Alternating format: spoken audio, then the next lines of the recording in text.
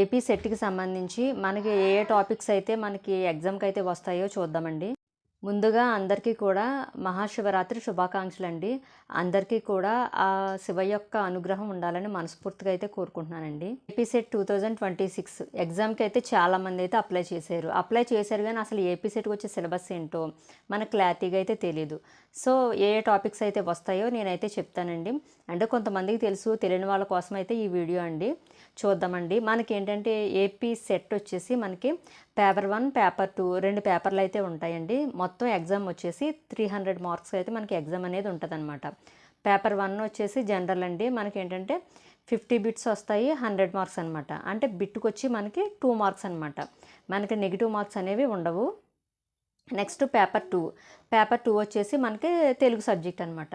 అంటే other subjects ఒకవేళ biology అయితే బయాలజీ, ఇంకెలాగా అదర్ అయితే వాళ్ళకనమాట. ఇదేంటంటే మనకి ఈ పేపర్ వచ్చేసి 100 బిట్స్ వస్తాయి, 200 మార్క్స్ అనమాట. మీకు ఆల్రెడీ చెప్పాను కదా, బిట్కి వచ్చేసి 2 మార్క్స్ అని చెప్పేసి. టోటల్ మనకి ఎగ్జామ్ వచ్చేసి 300 మార్క్స్కి అయితే ఎగ్జామ్ అనేది ఉంటుందండి. 50 బిట్స్, 100 మార్క్స్ జనరల్ నాలెడ్జ్ సంబంధించండి. నెక్స్ట్ పేపర్ 2 మంది అంటే తెలుగు అనమాట. ఈ తెలుగు సంబంధించి 100 బిట్స్ వస్తాయి, 200 మార్క్స్. బిట్కి వచ్చి 2 మార్క్స్ అనమాట. టోటల్ వచ్చేసి మనకి 300 మార్క్స్కి మనకి ఎగ్జామ్. ఇప్పుడు ఇంకా ఏ ఏ టాపిక్స్ వస్తాయో చూద్దామండి.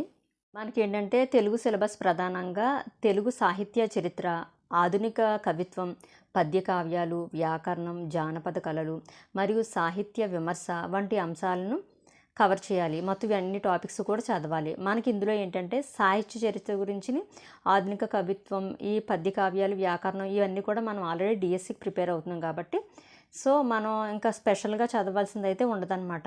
ఇంకేంటంటే జానపద కళలు అనేది చదవాల్సి అయితే ఉంటుందండి. సాహిత్య విమర్శ కూడా ఆల్రెడీ మన టాపిక్ కూడా ఆల్రెడీ ఇంతకుముందు క్లాసెస్లో కూడా డిస్కస్ చేసుకున్నాం అనమాట.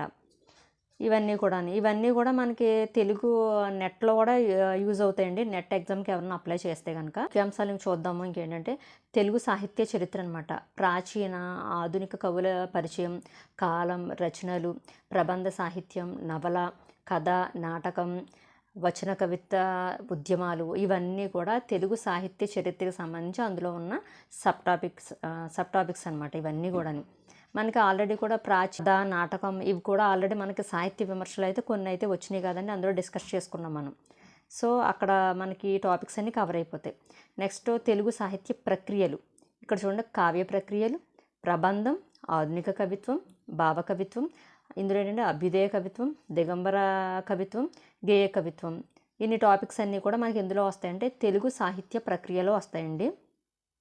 నెక్స్ట్ తెలుగు వ్యాకరణం మరియు ఛందస్సు. వీటికి సంబంధించి పాత మరియు ఆధునిక వ్యాకరణాంశాలు, సందులు, సమాసాలు, అలంకారాలు, ఛందస్సు ఇవన్నీ కూడా మనకి వ్యాకరణానికి సంబంధించినవి అండి. మొత్తం ఎలాగా కూడా మనం డిఎస్సికి సందులు, సమాసాలు, ఛందస్సు ఇవన్నీ కూడా ఆల్రెడీ మనం అలంకారాల గురించి ఇవన్నీ కూడా మనం ప్రిపేర్ అవుతాం.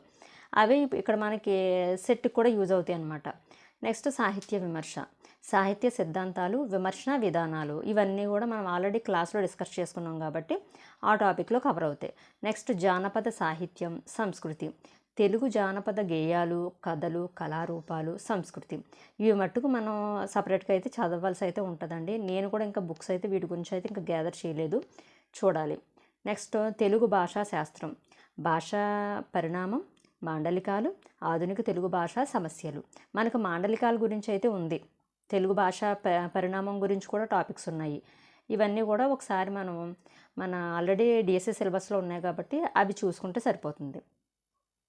నెక్స్ట్ అభ్యర్థులు తెలుగు సాహిత్యం, భాషా పరిణామం మరియు వ్యాకరణ అంశాలపై పూర్తి అవగాహన పెంచుకోవాలి. వీటన్నిటి గురించి కూడా మనం పూర్తి అవగాహన పెంచుకోవాలండి. ఇవేంటంటే మనకి అసలు పేపర్ ఎలా ఉంటుంది, ఏ టాపిక్స్ వస్తాయనేది దానికి సంబంధించిందండి ఇదంతా కూడా. సో ఈ టాపిక్స్ అన్నీ కూడా మనం చదివితే సరిపోతుంది. కొన్ని అయితే ఆల్రెడీ మనం డిఎస్సికి ప్రిపేర్ అవుతున్నాము, కొన్ని అయితే కనుక మనం కొన్ని బుక్స్ అయితే గ్యాదర్ చేసుకోవాల్సి ఉంటుంది. సో మీరేంటంటే ఉన్న టాపిక్స్ అన్నీ సరే మనకు ఆల్రెడీ డిఎస్సిలో ఉన్నాయి కాబట్టి అవన్నీ కూడా కవర్ చేసుకుంటే కొంతవరకు కూడా మనం మార్క్స్ అనేవి సాధించవచ్చండి. మిగతా టాపిక్స్ ఎలా ఉన్నా కానీ వాటికి వేరే బుక్స్ ఏదన్నా కనుక చూసుకోవాలన్నమాట. నేను కూడా ఎవరినన్నా అడిగి వాటికి ఏ బుక్స్ అయితే సరిపోతాయో చూసుకుని ఆ బుక్స్ అయితే తీసుకోవాలండి. సిలబస్ తెలియని వాళ్ళకైతే ఈ వీడియో యూజ్ అవుతుందని చెప్పేసి వీడియో అయితే చేశానండి. ఓకే, ఈ ఇన్ఫర్మేషన్ కనుక మీకు నచ్చినట్లయితే కనుక వీడియోకి అయితే లైక్ చేయండి, అలాగే కామెంట్ చేయండి, అలాగే మన ఛానల్ కనుక కొత్తగా చూస్తే కనుక సబ్స్క్రైబ్ చేసుకోవడం మటుకు మర్చిపోకండి. ఓకేనా ఫ్రెండ్స్? Bye friends.